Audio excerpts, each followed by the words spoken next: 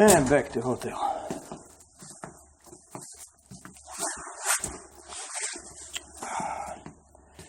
Too cold to sleep in the truck.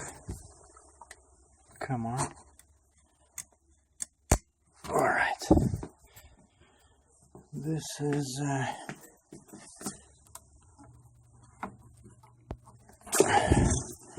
see, lots of snow. Nobody in the swimming pool, surprisingly.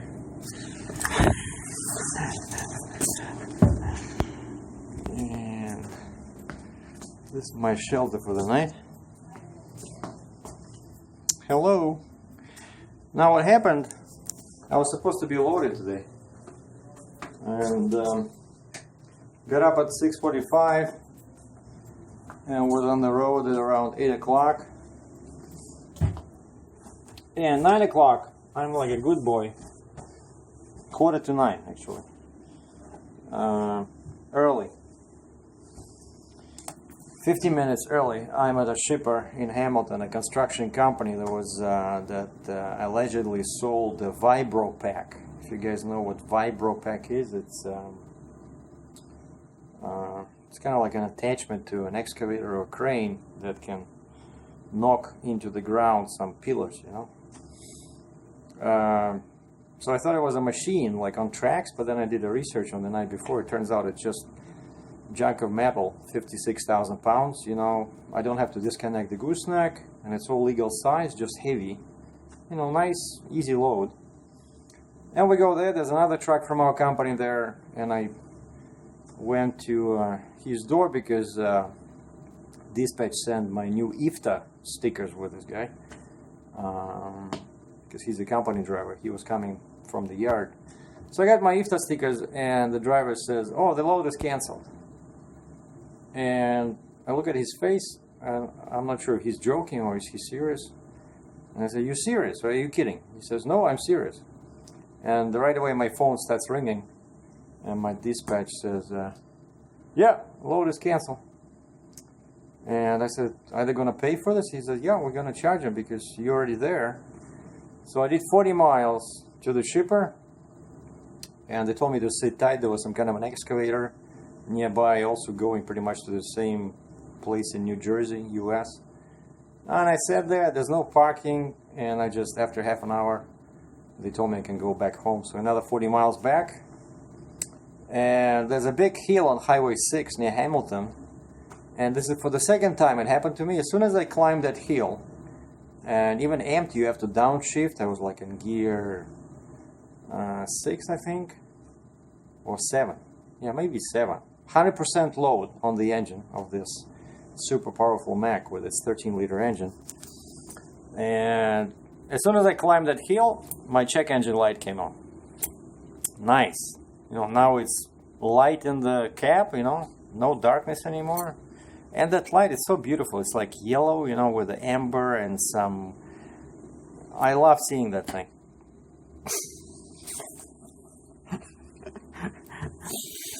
And then I had a leak on the hydraulic hose, right? One guy at the Love's Truck Stop in the States discovered some leak in there. So I decided, hey, since I don't have a load, might as well go to the Mack shop and let him take a look at this. And so I drive straight to the Mack shop in Cambridge and give them the truck, and then they gave me a ride to town where all the restaurants are, and then my phone rings, and it's the shop guy, and he says they couldn't find the leak. They checked and double checked, you know, and the snow melted underneath. They don't see any leaks, and they undid those zip ties because that's where I was told the leak was, where the cable ties just kind of cut into the hose. But the hose is only 6 months, you know, it's the one that goes from the clutch towards the tank, from the PTO, just at the end of the sleeper. That's where we saw that leak, but they couldn't find it, you know, inside the shop, and they looked, and I said, okay, so that's a relief, I guess. So what's with the check engine light? And they said, oh, it's a NOx sensor. NOx sensor. So 2015 truck, of course, fully emission compliant. NOx sensor. Okay. So I said, what's with the NOx sensor? It's the outlet NOx sensor. Basically, it's the sensor that measures how much bad stuff you have in the exhaust on the way out, you know. And he says, yeah, the sensor's bad, needs to be replaced. And I say, what's the price? The sensor is only $650 Canadian, which is about, so 100 Canadian is about 76 US. So 76 times 6. So $450 US plus labor. So basically we're looking at around $750 US. Out the window.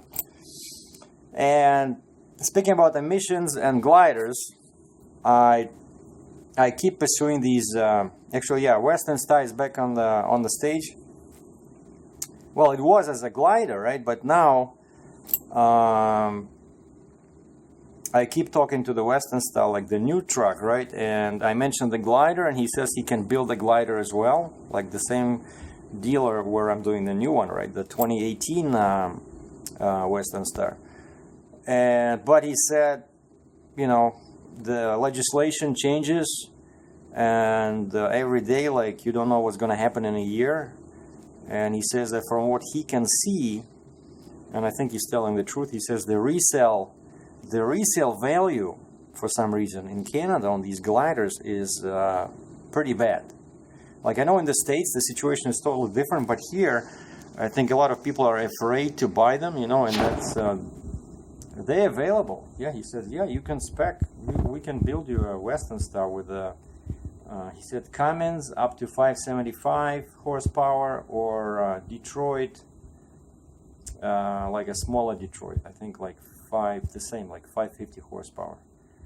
But that's the problem, you know, because that's what I don't like about these gliders, that pretty much you get, okay, the truck is new, right? But the front axle is new, but you get a used engine, you get a used drive line, used transmission, and you get used rear axles. And these are like the components that work the hardest. Oh, and he says you also have to find a donor truck. Even though I don't think this other guy, the Freightliner guy, he mentioned this. I think they take care of everything. But anyway, so even though I just paid $1,000, you know, Canadian for this, but I think they're getting better and better. And so now I did some changes to both specs. Kenworth, the Terminator, as they call it, T800, and the Western Star to match each other. So now the specs are pretty much exactly the same.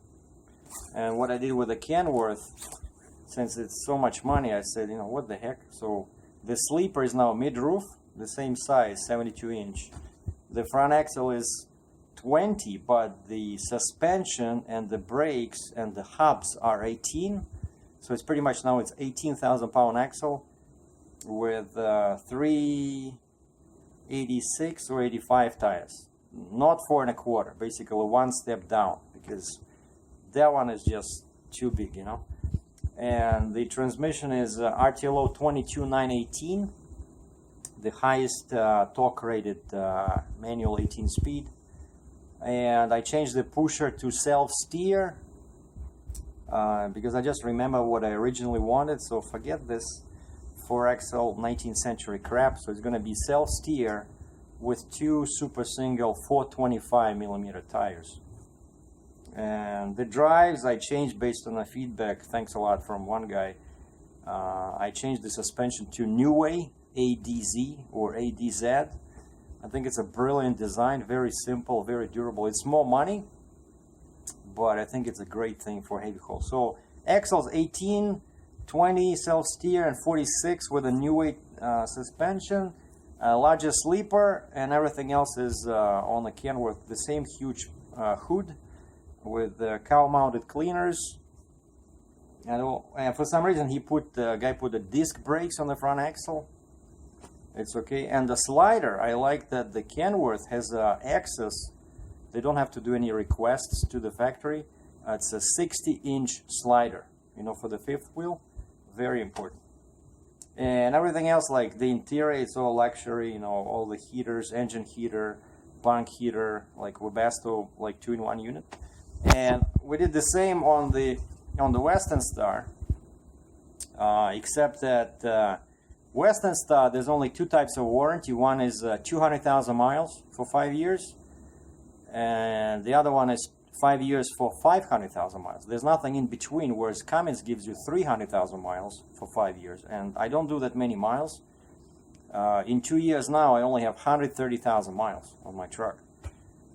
But 200,000 is a bit, low, so I asked the guy to change it to 5 years, and that's a lot of money. But this Detroit, has slightly lower power, right? Because it's too expensive to go to 600 horsepower, whereas Cummins was 605. So just slightly less, but the torque is the same, 2050 in Western Star. Transmission is the same, 22,918. Front axle the same, 18. K with 380 whatever tires, right? Self-steer pusher, the same mid-roof sleeper. The only funny difference about this is that Western Star, like the weight is pretty much the same, because Kenworth for some reason needs to be longer. They use 54-inch spacing between axles, even with the new way suspension. They could not find 52, whereas the Western Star uses 51 spacing. So there's more room on the frame. And so the Kenworth with almost 300 gallon of fuel capacity, just like 297, the guy was able to increase the tanks, but they're huge diameter, because he decreased the DEF tank. So he managed to squeeze in big tanks and DEF and everything.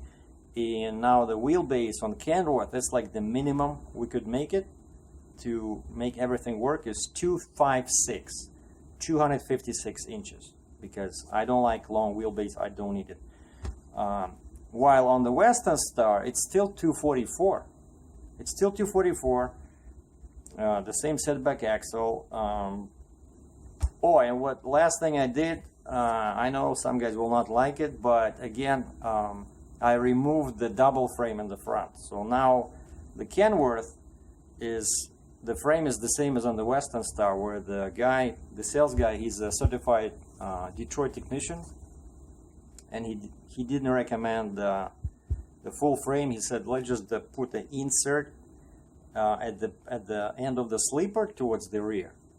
And so I did the same. I asked the Kenworth guy, I said, I'm not gonna hold 200 tons, Just put the insert, because I don't even have it on my Mac, and it works fine. And that's what I meant when I said that both trucks are pretty much identical right now, except that one is a Kenworth and one is a Detroit. And Detroit now pretty much the same price, but Detroit has 5 years, 500,000 mile warranty for the same price. And Kenworth has 605 horsepower, right, versus 560. And of course, that's Cummins. This is Detroit. And Cummins with the new engine, X15, which is allegedly is better than ISX15. And I was talking to the shop guys over at Mac when they were working on my truck. And we were, I was telling them about, trying to get rid of this Mac and buy a new truck, and they were interested in asking me questions, which one. And we started talking about Detroit versus Cummins, and both the shop manager and the shop foreman told me that Cummins is kind of like famous for going cheap on the warranty. They always try to get out of it. Like they'll say it's a wear and tear when something doesn't work, And he says quite often you would go to a shop to service your Cummins, and they will not want to work with you because Cummins takes forever to get a warranty thing, like a payment by warranty, and they'll go cheap. So basically, both of these guys, and they are Mac guys, right? So they have no advantage, kind of like in lying about this. But they both said that Detroit warranty service is better than Cummins. So that's the feedback I'm getting. And you see, for the same money, you get better warranty, So I don't know. I like both of these trucks, so we'll see what happens. First, I still need to sell the Mac, right? Ads are running, phones are ringing, but nothing is done. So I'm still driving the Mac and basically looking for the next load. And as usual, Mondays are slow, as I always say. So hopefully tomorrow or Wednesday, I'll get a reload. The good news is that finally the temperature is climbing up tomorrow here in Ontario. And according to the forecast, it's going to be above 0 Celsius, or like 35, 36 F. So I have to go to the truck and unpack my shorts. Well, that's the update. Not so long, but I mean, not so short. Sorry about that, but you guys need to know what's going on with the heavy haul TV, right? So thanks for watching. I'll update again. I'll post an update again when I have the load. Cheers.